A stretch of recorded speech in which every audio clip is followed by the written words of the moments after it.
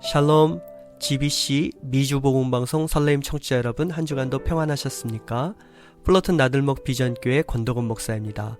오늘 말씀이 찾아와 임하다 설레임 시간에는 무리를 걷고 싶다면 먼저 배 밖으로 나오라, 무리를 걷고 싶다면 먼저 배 밖으로 나오라라는 제목으로 우리 삶의 안전지대가 과연 어디인지 여러분들과 함께 말씀을 나누고자 합니다. 여러분 혹시 바실리스크 도마뱀이라는 도마뱀 이름을 들어보셨습니까? 이 바실리스크 도마뱀의 별명은 예수님 도마뱀이라고 합니다. 왜 그럴까요? 네, 이 도마뱀이 무리를 걷기 때문입니다. 도대체 어떻게 무리를 걸을 수 있는가? 비결은 간단합니다. 1초에 20번 발걸음을 하면 됩니다. 이 바실리스크 도마뱀이 그렇게 무리를 걷는다고 해요. 여러분, 그렇다면 사람도 무리를 걸을 수 있습니다. 무리를 걸으려면 사람이 시속 112km로 걸으면 1초에 20번 발걸음을 옮기는 것이 되므로 무리를 걸을 수 있다고 합니다. 여러분, 참고로 우사인 볼트가 시속 36km로 뛰는데요. 그러니까 우사인 볼트보다 딱 3배만 빠르게 달리면 우리도 무리를 걸을 수 있다는 것이죠. 네, 물리적으로 과학적으로 불가능한 이야기입니다. 그런데 인류 최초로 무리를 건넌 사람이 있습니다. 누구겠습니까? 베드로입니다. 베드로. 요한복음 6장에 오늘 여러분들과 함께 살펴볼 말씀의 병행 구절인 마태복음 14장 28절 29절을 읽어드리겠습니다. 베드로가 대답하여 이르되 주여, 만일 주님이시거든 나를 명하사 물 위로 오라 하소서 하니, 오라 하시니 베드로가 배에서 내려 물 위로 걸어서 예수께로 가되. 베드로는 분명히 물 위를 걸었습니다. 물론 다시 빠지긴 했지만요. 베드로가 그때 물 위를 어떻게 걸었을까요? 왼쪽 발 빠지기 전에 오른발을 딛고, 오른발 빠지기 전에 왼발을 딛고 그렇게 걸었을까요? 아닙니다. 베드로는 믿음으로 물 위를 걸었습니다. 그렇다면 설레임 청취자 여러분, 우리도 믿음으로 물 위를 걸을 수 있습니다. 할렐루야? 2017년 아프리카 짐바브웨의 조나단 무테투아라는 목사님이 자신은 믿음으로 화이트강을 걸어서 건너겠다고 공언했습니다. 화이트강의 별명이 악어강이었는데요. 왜 그럴까요? 그 강에 악어가 득실되기 때문이었죠. 아무튼 무테투아 목사님은 믿음의 능력을 증명해 보이기 위해서 먼저 일주일 동안 금식 기도를 했고요. 화이트강에 2발을 내딛었습니다. 여러분, 어떻게 되었을까요? 네, 무테투아 목사님의 몸은 그대로 물에 빠졌고요. 그 순간 3마리의 악어가 느닷없이 나타나서 그 교회 성도들과 구경꾼들이 보는 앞에서 목사님을 잡아먹었습니다. 도대체 왜 그때는 되고 지금은 안 될까요? 베드로는 믿음으로 무리를 걸었는데 무테투아 목사님은 왜 한 걸음도 못 걸었을까요? 혹시 믿음의 차이일까요? 혹시 무테투아 목사님이 의심했기 때문일까요? 전 전혀 그렇게 생각하지 않습니다. 만약에 의심했다면 그런 시도를 해도 적어도 악어가 없는 강에서 했겠죠. 도대체 무슨 차이일까? 다시 마태복음 14장 28절 29절을 자세히 읽어볼 필요가 있습니다. 베드로가 대답하여 이르되 주여, 만일 주님이시거든 나를 명하사 물 위로 오라 하소서 하니, command me to come to you on the water. 오라 하시니 베드로가 배에서 내려 물 위로 걸어서 예수께로 가되. 네, 베드로는 주님께서 만일 주님이시거든 나를 명하사 물 위로 오라 하소서 했죠. 그때 우리 주님께서 베드로에게 오라, 그렇게 말씀하셨습니다. 바로 그땐 베드로 앞에 예수님이 계셨고 그 예수님은 베드로에게 물 위로 걸어서 내게 오라고 말씀하셨죠. 하지만 무테투아 목사님은요, 그의 믿음은 정말 대단한 것인진 모르겠지만 정작 예수님은 무테투아 목사님께 물 위로 걸어서 내게로 오라 하신 적이 없다는 것이 결정적인 차이이자 문제입니다. 베드로가 인류 역사상 최초이자 마지막으로 물 위를 걸은 사람이 된 것은 예수님께서 그때 베드로에게 인류 역사상 최초이자 마지막으로 물 위를 걸어서 내게 오라 말씀하셨기 때문입니다. 그러므로 그 사건은 a one-time exceptional event, 즉 인류 역사상 단 한 번 일어난 예외적 사건입니다. 여러분, 설레임 청취자 여러분이 예수님께 나아갈 때 어떻게 나아가면 됩니까? 차 타고 나아가시면 됩니다. 걸어서 나아가시면 됩니다. 운전해서 우버 불러서, 아니면 걸어서 가면 된다고요. 물 위를 걸어서 예수님께 나아갈 이유가 전혀 없죠. 게다가 여기서 우리가 놓치지 말아야 할 가장 중요한 포인트는 무리를 걷는 행위 자체가 예수님이 우리에게 바라시는 믿음이 결코 아니라는 것입니다.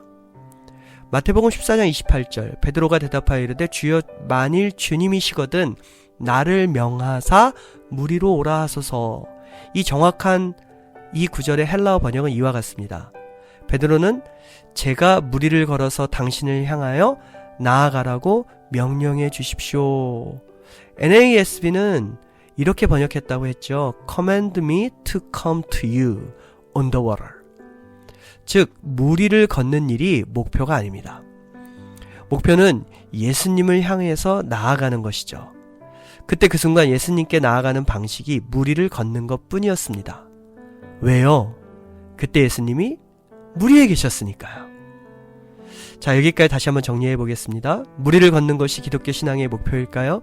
아닙니다. 예수님께 나아가는 것이 기독교 신앙의 목표입니다.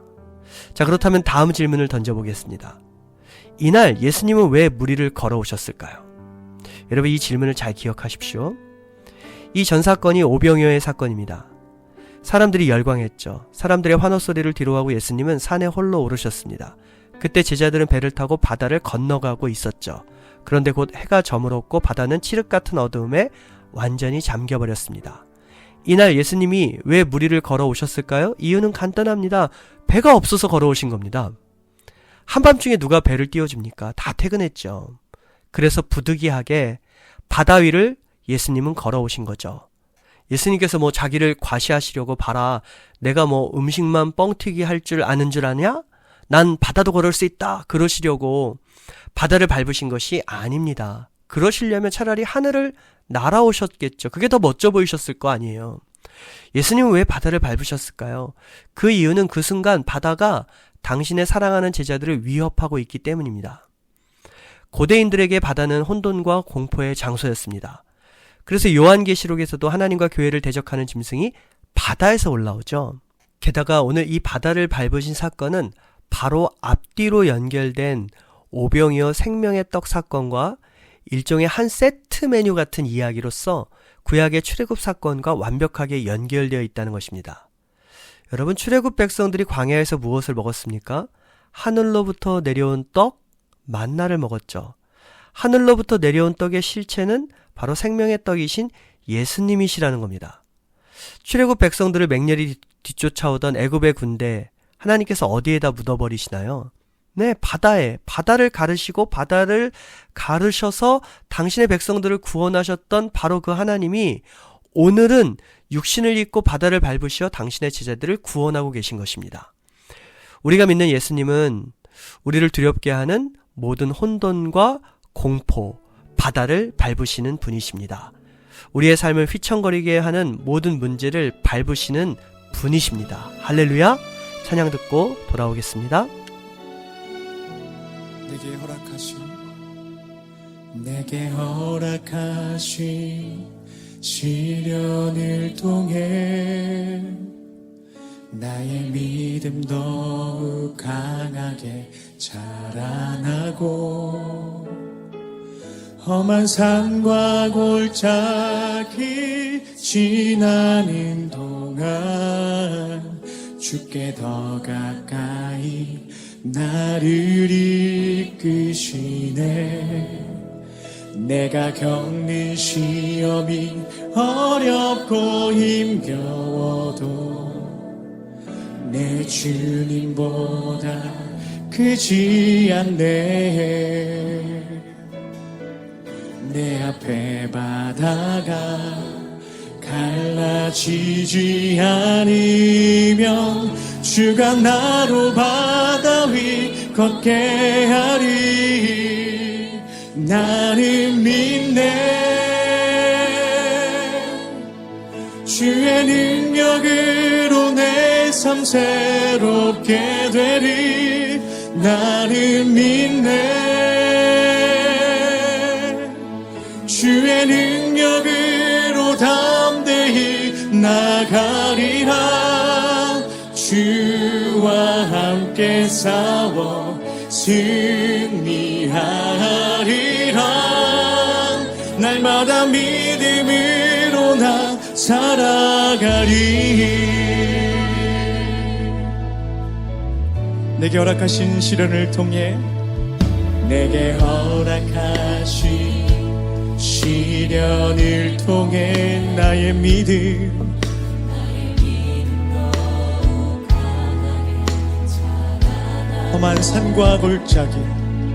험한 산과 골짜기 지나는 동안 주께 더 가까이 나를 이끄시는 내가 겪는 시험이 어렵고 힘겨워도 내 주님보다 크지 않네. 내 앞에 바다가 갈라지지 않으면 주가 나로 바다 위 걷게 나는 믿네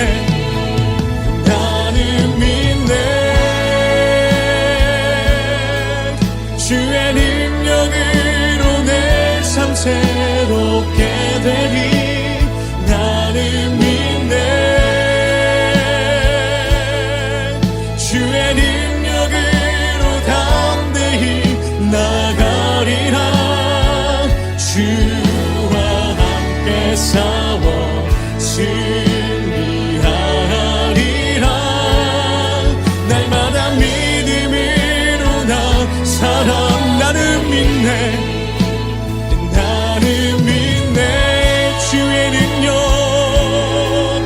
주의 능력으로 내 삶 새롭게 되리 나는 믿네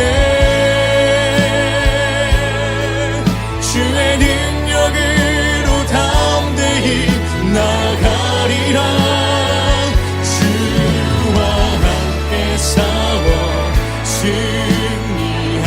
승리하리라 날마다 믿음으로 나 살아가리 아멘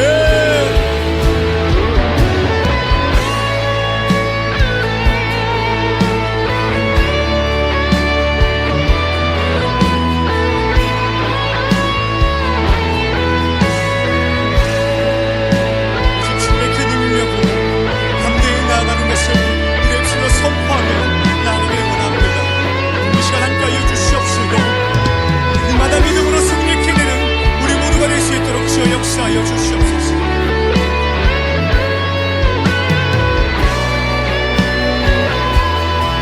나는 믿네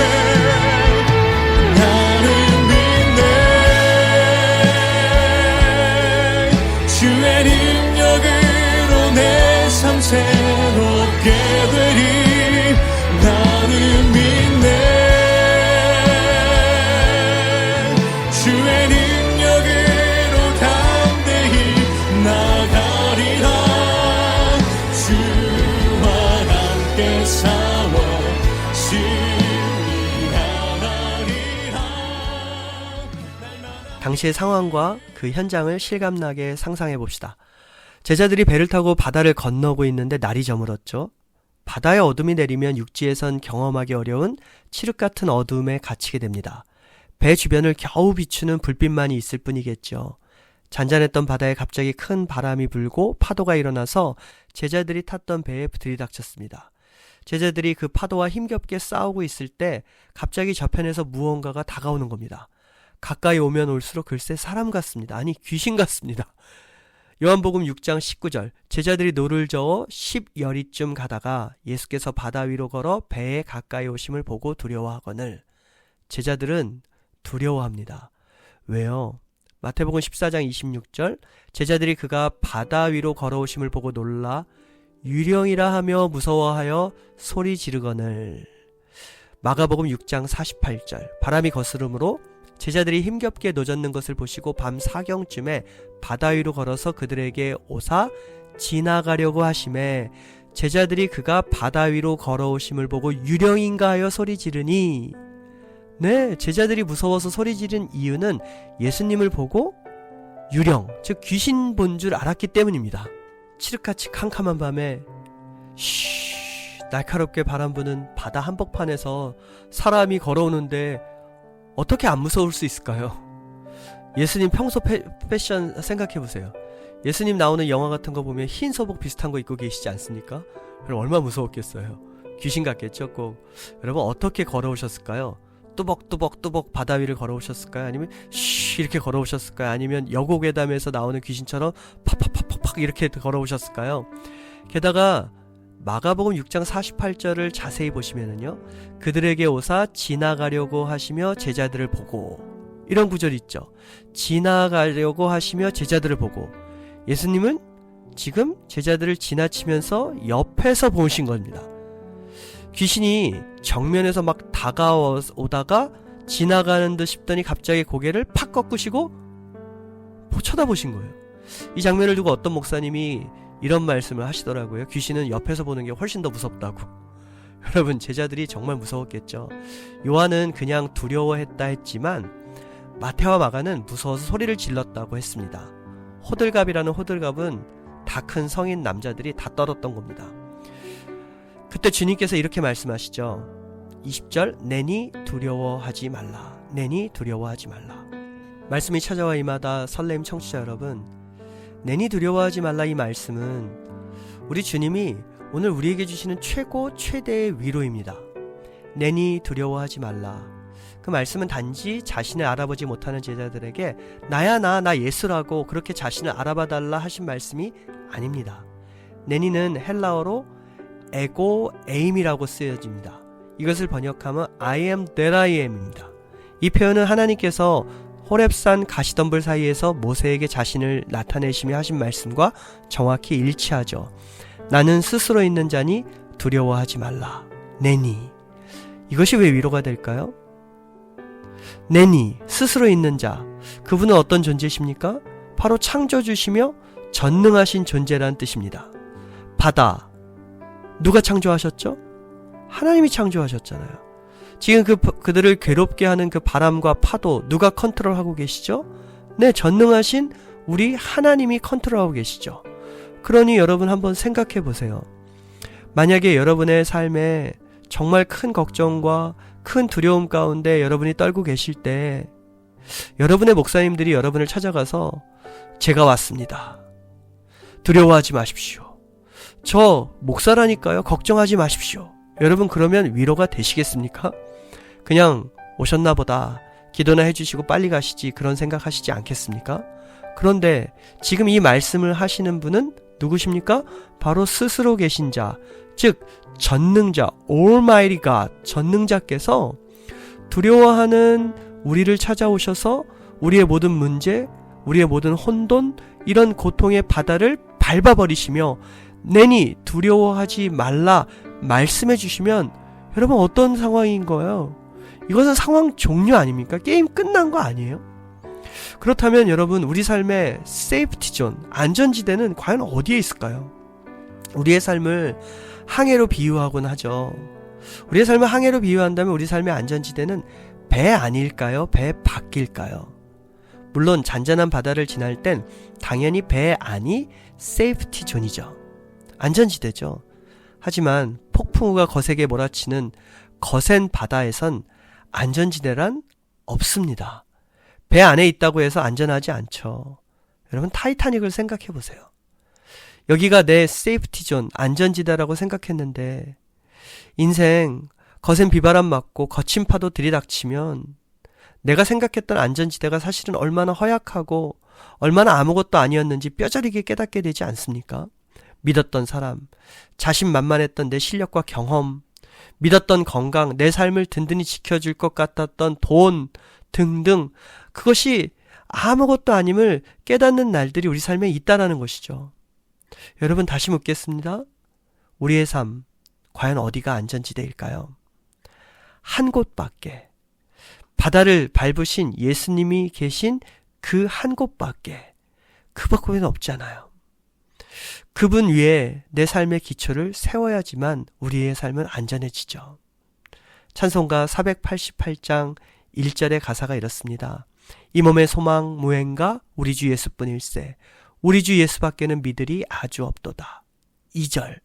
무섭게 바람 부는 밤 물결이 높이 설렐 때 우리 주 크신 은혜의 소망의 닻을 내리라.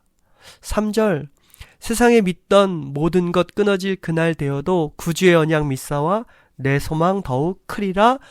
굳건한 반석이시니 그 위에 내가 서리라. 그 위에 내가 서리라. 아멘. 우리 인생의 안전지대는 바다를 밟으신 예수님이 계신 바로 그곳입니다. 비록 폭풍우 몰아치는 바다 한복판일지라도 예수님이 거기 서 계시면 바로 거기가 제일 안전한 곳이라는 것입니다. 바다를 밟고 오신 예수님이 바다 위로 오라 하십니다. 예수님께로 가려면 그렇다면 먼저 해야 될 것이 있죠. 여러분 무엇일까요? 배에서 내리는 것이죠.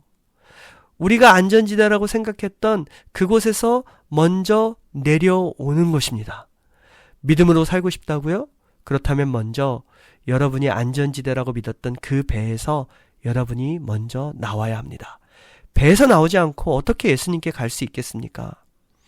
물론 진짜 바다, 진짜 물을 걸으라는 것이 아닙니다. 우리 모두가 설정해 놓았던 그 안전지대에서 내려오라는 것입니다. 내가 의지했던 것을 모두 다 내려놓고 주님께 나아가는 것, 그것이 바로 우리의 삶의 안전지대를 찾는 유일한 방법입니다. 찬양 듣고 다시 돌아오겠습니다. 내 감정을 넘어 내 문제를 넘어 믿음으로 기도를 드립니다. 선하신 목자 내 아버지 푸른 초장과 쉴 만한 물가로 언제나 나에게 가장 좋은 것으로 내 삶 가득 채워주셨네. 온 땅에 충만하신 주님, 내 삶 어디에도 주님 손길 없는 곳이 없습니다. 절망 속에도 그 사랑 의지해 믿음으로 기도합니다. 온 땅에 충만하신 주님, 내 삶 어디에도 주님 손길 없는 곳이 없습니다. 내 생각을 넘어 모든 환경을 넘어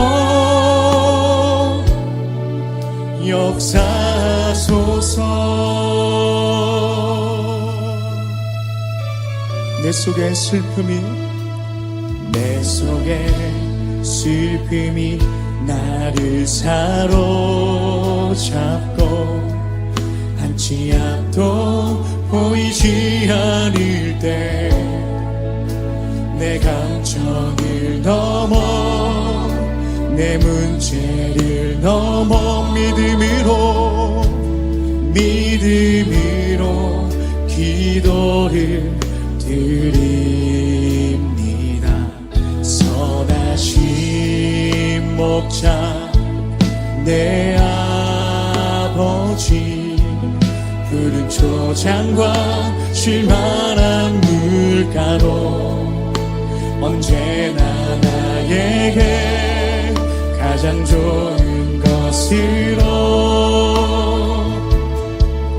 내 삶 가득 채워 주셨네. 온 땅에 충만하신 주님, 내 삶 어디에도 주님 손길 없는 곳이 없습니다. 절망 속에도 그 사랑 의지해 믿음으로 기도합니다.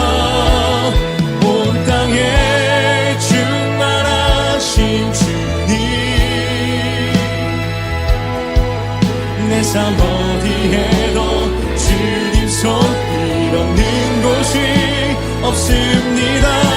내 생각을 넘어 모든 환경을 넘어 역사하소서. 온 땅에 충만하신 주님, 내 삶 어디에도 주님 손길 없는 곳이 없습니다. 절망 속에도 그 사랑 의지해 믿음으로 기도합니다. 온 땅에 충만하신 주님, 내 삶 어디에도 주님 손길 없는 곳이 없습니다. 내 생각을 넘어 모든 환경을 넘어 역사하소서. 우리 인생의 기초를 예수님 위에 세우시길 축원합니다. 예수님이 계신 그곳으로 발걸음을 향하는 믿음으로 살아가십시오. 왜냐하면 거기에 바로 가장 우리의 삶에 튼튼한 안전지대가 있기 때문입니다. 여성분들이 기초 화장을 하시죠. 그것을 파운데이션이라고 하더라고요. 그 위에 색조 화장을 입히는 거 아니겠어요? 그런데 아무리 아름답게 색조 화장으로 채색을 해도 그 여성들의 기초 화장 파운데이션은 밤마다 지워야 되죠. 네, 그래서 여성분들이 화장이 무너졌다, 화장이 안 무너졌다 이런 표현을 쓰기도 하잖아요. 여러분, 그런데 그런 기초는 결국은 밤마다 지워져야 되고요. 무너져야 되는 허무한 것입니다. 거짓된 기초 위에 얼굴을 세우시면 안 돼요. 그런데 화장은 그렇다 치도 자신들의 인생을 화장한 인생으로 살아가는 사람들이 많습니다. 돈으로, 권력으로, 스펙으로, 사람들의 인정으로, 그 위에 그런 거짓된 기초 위에 자신들의 인생을 세우는 것은 어리석습니다. 우리의 삶 안전하려면 예수님을 자신의 삶의 기초로 삼아야만 합니다. Jesus is my foundation. Jesus is my only foundation. 주님을 내 삶의 주인으로, 내 인생의 항해의 선장으로 모시고 내 인생의 기초로 삼으시는 지혜로운 여러분 되시길 축원합니다. 이 이야기의 결론은 요한복음 6장 21절입니다. 이에 기뻐서 배로 영접하니, 예수님을 배로 영접하니 배는 곧 그들이 가려던 땅에 이르렀더라. 배는 곧 그들이 가려던 땅에 이르렀더라. 원문대로 정확히 번역하면 그러므로 그들이 그분을 배 안으로 영접하기를 기뻐했다. They were willing therefore to receive him into the boat. 그 결과 가려던 땅에 이르렀더라. 풍랑도 잠잠해지고요. 위기도 넘어가게 되죠. 그리고 마침내 인생의 항해의 목적지에 안전하게 이르게 됩니다. 우리 인생이 바른 방향으로 가게 되고 결국 최종 목적지에 안전하게 도착하게 되는 것, 그것이 바로 예수님을 자신들의 삶에 모시고 자신들의 삶의 기초로 안전지대로 삼은 사람들의 결론이라는 것입니다. 요즘 이불 밖은 위험하다고 하는 사람들이 있습니다. 뭐라고 말해주고 싶으세요? 그래도 나가야 된다, 살아야 한다 말해주고 싶지 않으십니까? 마찬가지입니다. 배 밖은 위험하다고요? 그런 사람들에게 예수님은 말씀하십니다. 나오라. 내가 있는 곳으로 나오라. 여러분, 그곳으로 나가야 됩니다. 예수님이 계신 곳으로 나가야 됩니다. 어디가 가장 안전합니까? 바다를 밟고 계신 예수님이 서 계신 곳이 가장 우리 삶의 튼튼한 안전지대입니다. 그곳이 비록 바다 한복판일지라도 말입니다. 한 주간 안심하라, 내니 두려워하지 말라는 주님의 말씀을 전적으로 신뢰하고 주님만을 여러분의 삶의 파운데이션이요 안전지대로 삼아 믿음으로 주님께 나아가시길 주의 이름으로 축복합니다.